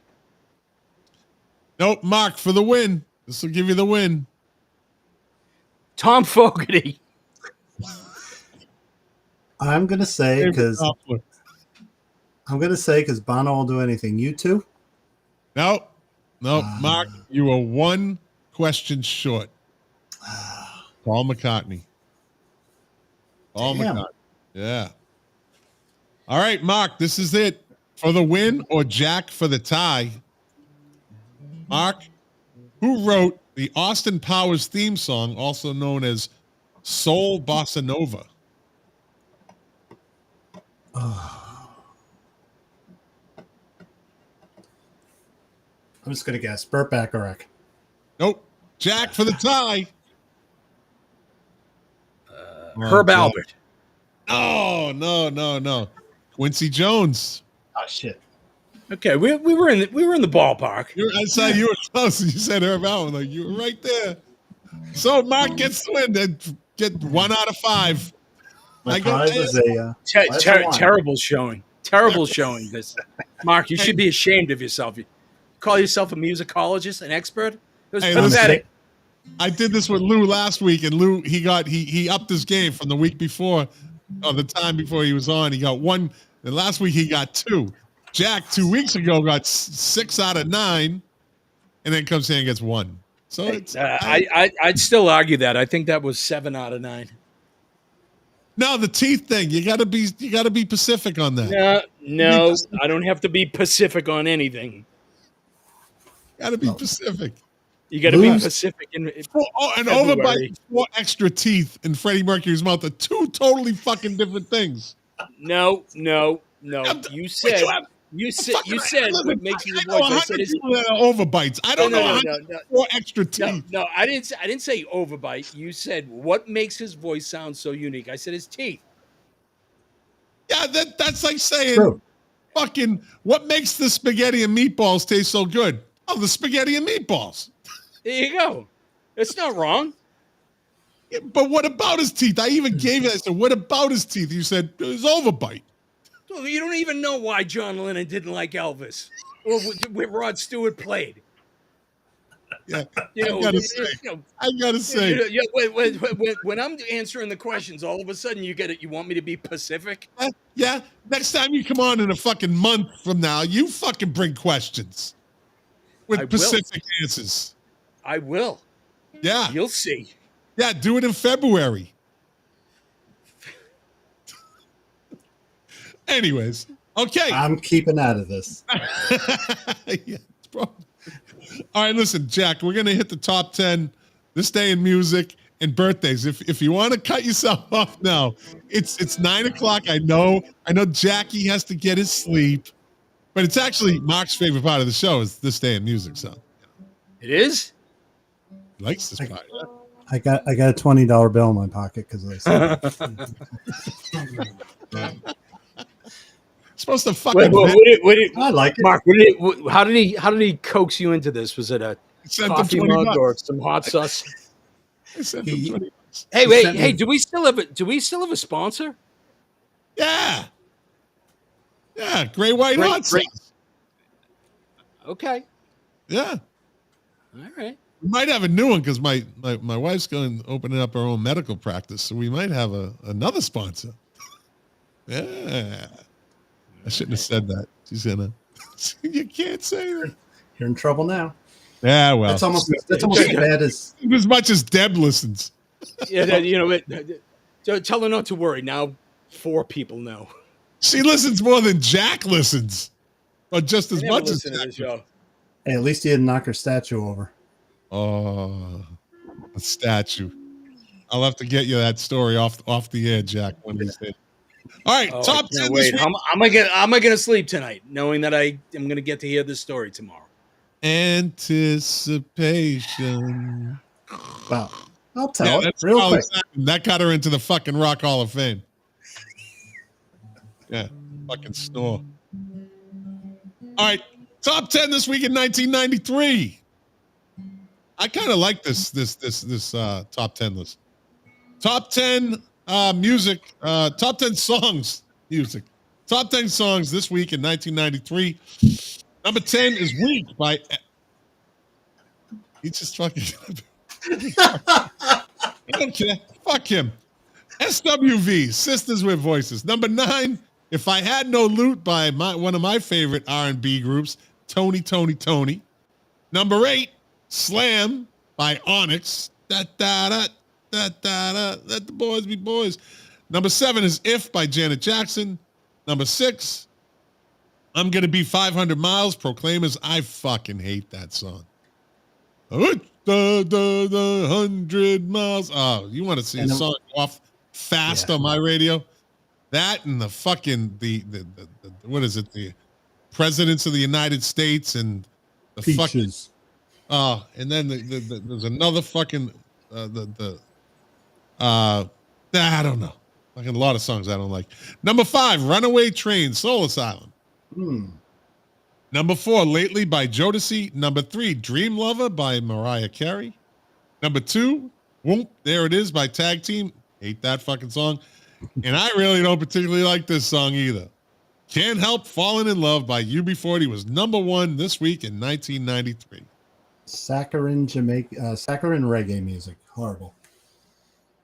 That's a good way to put it. Yeah, that was horrible. All right. This Day in Music. Yay! Yay. All right. We're going to go this day in 1963. The Ronettes first entered the U.S. single charts with Be My Baby, the group's only top 10 hit.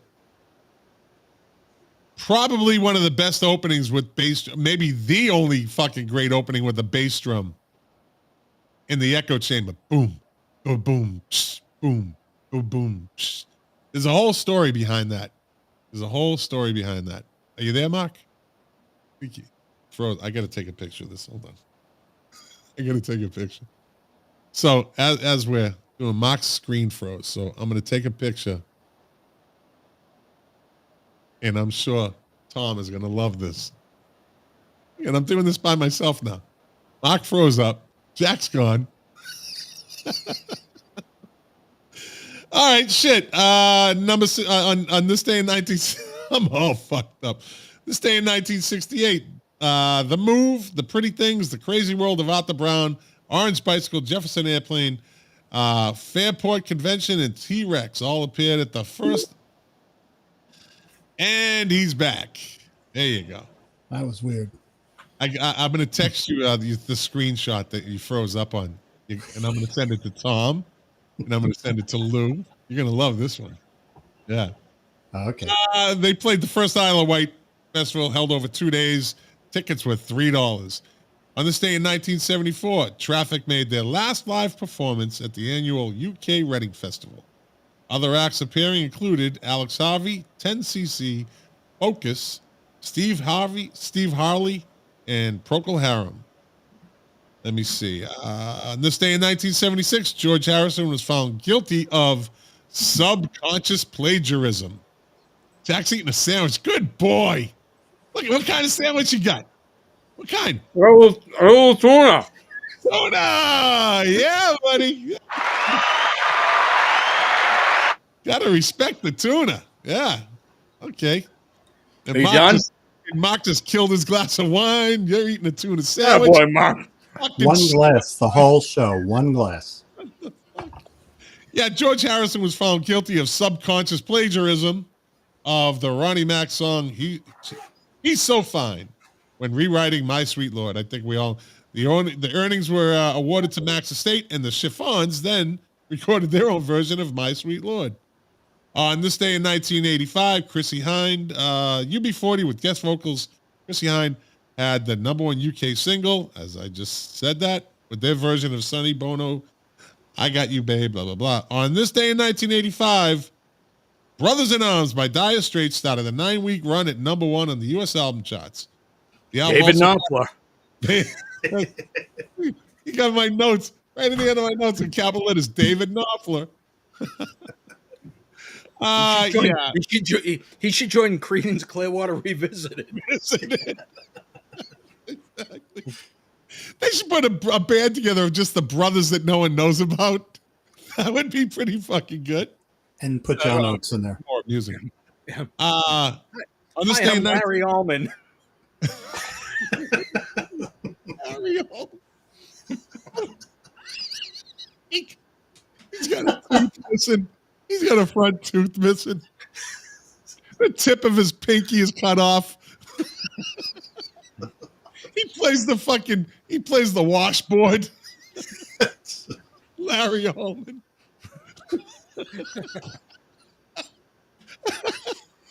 I got this image in my head.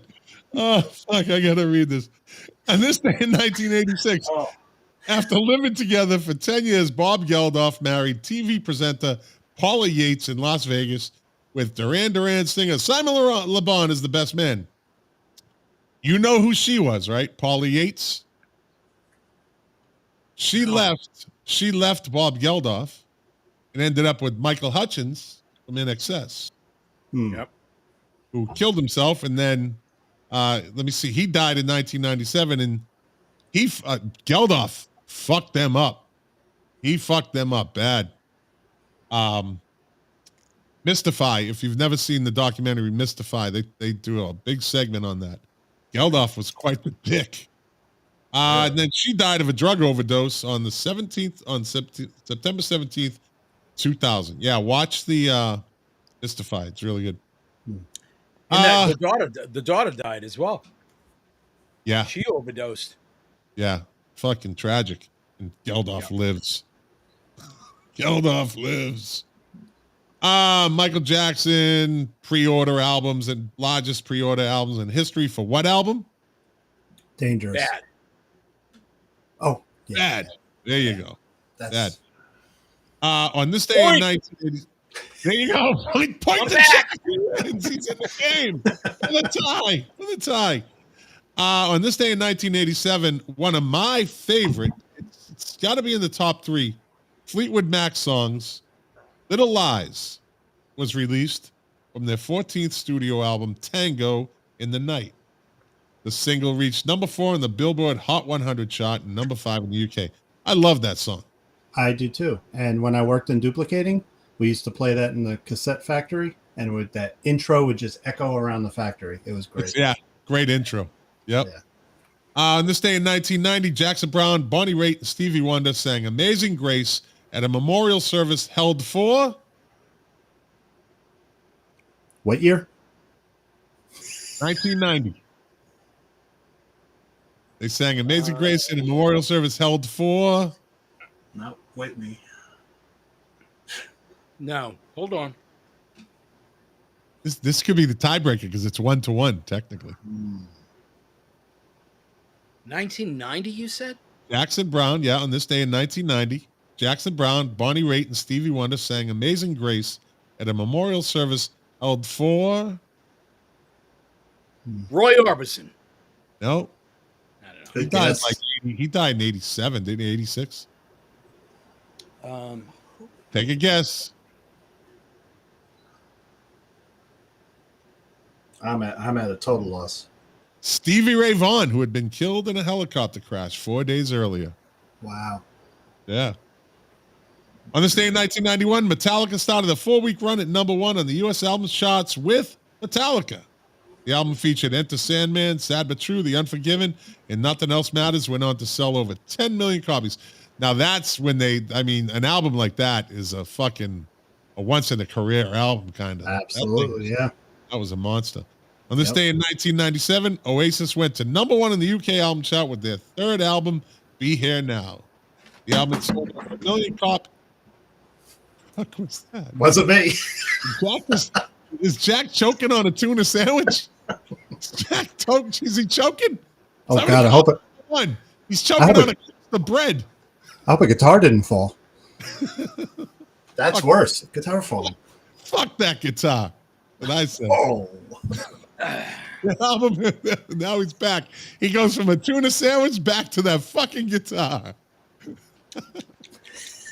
All right. On this day, Oasis went to #1 with Be Here Now. The album had sold over 1 million copies on the first day of release. And that point, Oasis were at the height of their fame, and Be Here Now became the United Kingdom's fastest selling album to date. On this day in 2002, NASA announced that Lance Bass, singer of NSYNC, was going to be a celebrity astronaut. His $23.8 million to go on the Russian fucking rocket made him the youngest person at 23, and somebody got into his head and said, that's a bad fucking idea. So he didn't pay the $23 million. And I'm sure he's glad he did that today. On this day in 2004, UK medical magazine Thorax issued a warning to music fans saying that listening to loud music in a car can give you a collapsed lung. One 19-year-old had been treated in Bristol after his left lung collapsed as his 1,000-watt bass box boomed out in his Fiat Panda. I have a dude that a friend of mine installs those things. I fucking sat in. They have competitions for decibels and shit. I sat in the front seat, and when he turned it on, it literally took the fucking breath away from me. It's a car stereo with fucking giant subwoofers. Yeah, Jack. Yeah. Did you just say decibels? Decibels. Decibels. Mark, did you hear decibels? So the way Scott, the way that you just pronounced that word, it made my lung collapse. I heard Intrapol. Decibels. Shrimps. Decibels. You need to be more. You need to be more Pacific in your pronunciation. That's right. See, you're getting it. You're getting it. On this day in 2006, the Times ran a story on the demands of rock stars when on tour. Ozzy Osbourne insists on an eye, ear, nose, and throat doctor at each venue. The Beach Boys require a licensed masseur, meatloaf, a mask, and one small tank of oxygen. David Bowie requests that the dressing room temperature be between 14C and 18C, and Paul McCartney must have large arrangements of white Casablanca lilies in his dressing room. Mick Jagger must have an on-stage auto cue with the lyrics to all the songs. It would also tell him the name of the city in which they were performing. On this day in 2007, who's Jack? Who's Hilly Crystal? Hilly Crystal was the originator and owner of CBGB's. I knew you'd know that. Did you know that, Mark Smith? No. Oh, you should have said yes. I can't lie. I'm too honest. I'm from New Jersey. We don't lie. Don't be so honest. Scott, yeah, you asked for a question. What does CBGB stand for? Country blues, country blues, bluegrass, country bluegrass. I forget what the last one is. What is it? Country bluegrass, blues. Blues. I was thinking. So what is so what's the other acronym? Yeah. Do you know what that means? I've heard it.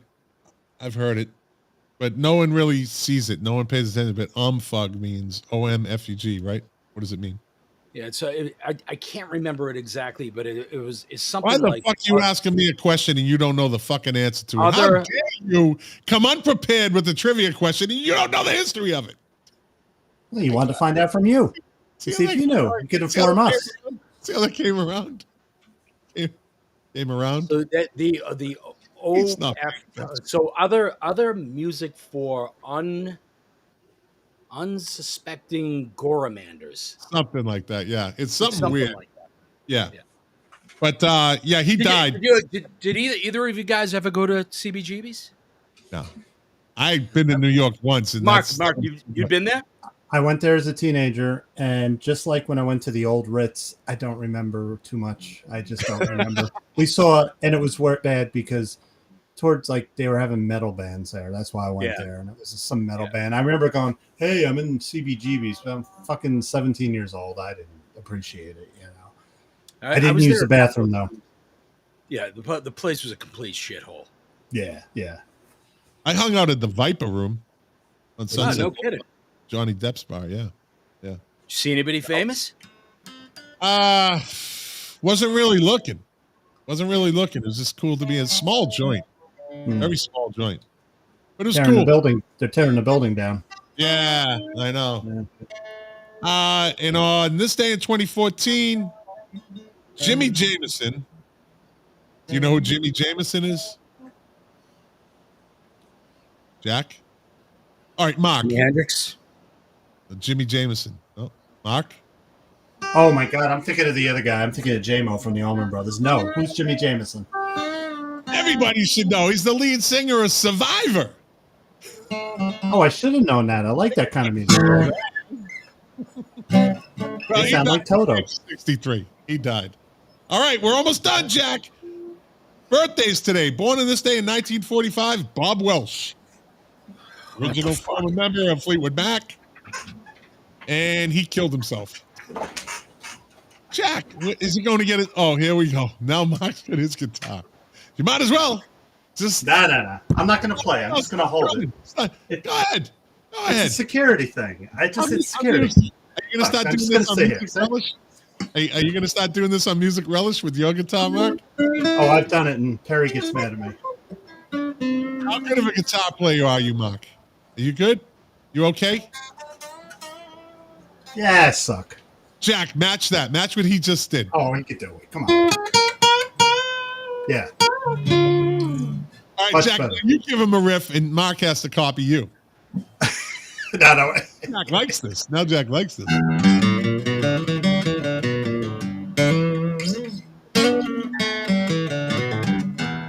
Jack, a riff, not a whole fucking song. Now, if I had my acoustic, I could try to do that, but it ain't going to sound good on a Strat. Give it a shot. Give it a shot. We get the idea. Ooh.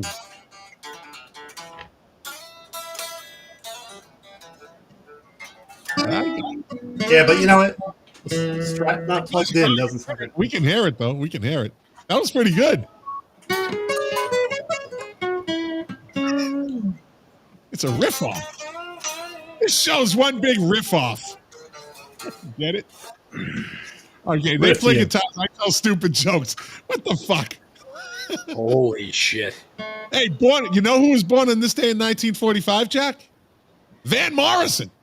Van Morrison, the crankiest stage performer ever. Yeah. Hey, Mark. You know who was born on this day? He doesn't have or require a cue thing like Mick Jagger because he doesn't give a shit what town he's in. He doesn't care. And don't ask Van Morrison, just sit down and shut the fuck up.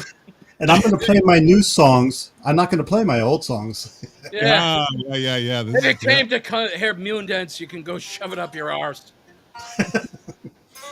Hey, Mark, you know who was born on this day in 1948? Who? He's a guitar player. He's a great guitar player. He's a German. He's a German guitar player. I can't hear the question with all that guitar playing in the background. It's very distracting. Welcome to my fucking world, jackhole. Welcome to my world. Wow. Thank you, Mark. Thank you for dishing out the punishment that I've been fucking suffering for over a year. Hey, Over we got to. here. Why don't we get? Let's get Scott a bongo. You want a bongo? Get a bongo. Get a ball. Yeah. So this on 1948, born on this day, a guitar player, a really good guitar player, a German guitar player. Mark? Michael Schenker? No. Rudy Schenker? Rudy Ingve Schenker. Malmsteen. Yeah, there's only another. He's the only other Schenker in the band. The other guy that was in Scorpions. Rudy That's right. Schenker of Rudy the Scorpions. Schenker. Rudolph Was. Schenker. Oh, Yeah. okay. You got a little Schmitty going on there for a second. Hello, Minnesota. I want to introduce you to Rudolph Schenker. Oh, fuck. That's We an saw Indian the- accent. I That's saw an the Indian Scorpions when I was a teenager. He's trying And to. they were. Go ahead. Yeah, I saw Scorpions when I was a teenager, and they were in the Meadowlands, New Jersey. And Klaus Meine kept telling New York, and we're going doing this. We're New Jersey, and he wouldn't listen to us. He would not listen to us.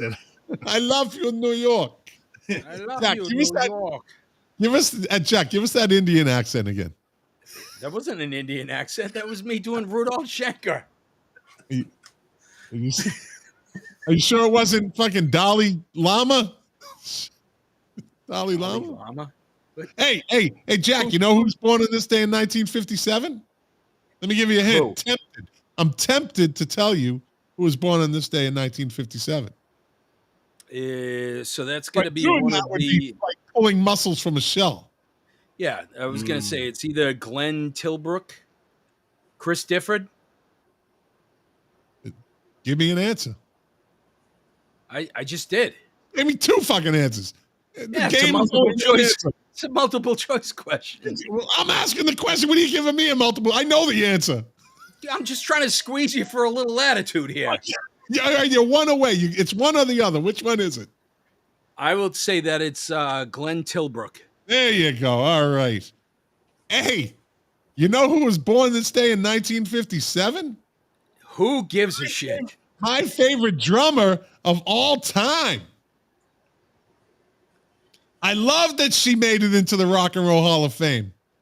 Sheila E. No, Sheila E. isn't in the fucking Rock Hall of Fame. She hasn't even been Not- nominated. Not yet. Jesus Oh, Christ. I think I know where this is going. Who is it? Is she from the Karen Go-Go's? Carpenter. No, say it, Mark. Say it. Is she from the Go-Go's? Yeah. My Gina favorite. Shock. Gina Shock. She said, Yeah. fuck you, Scott. Well, told well, me- wait a minute. She and about 1 million other people have said that. But she's one of the more famous ones. And finally, Jack, on this day in 1970, Debbie Gibson was born. An 80s hottie icon. She was a hottie. She was Britney Spears before Britney Spears. Debbie Gibson. That's not Shake your love. I just can't shake your love. Shake your love. Shake, shake, shake, shake, shake. I don't know if that's the real words. But close enough. Close enough. And that's the show, gentlemen. Jack, you go to bed. Mark Smith, thank you as usual. Thanks for having me. And Jack, good to finally meet you. I'll see you soon. Hey, don't Next time I come to New York, I'm coming to see you. Oh, yeah. I'm 30 miles Good outside night, the New city. York. And don't you two fuckers think of starting a podcast. I will not like that.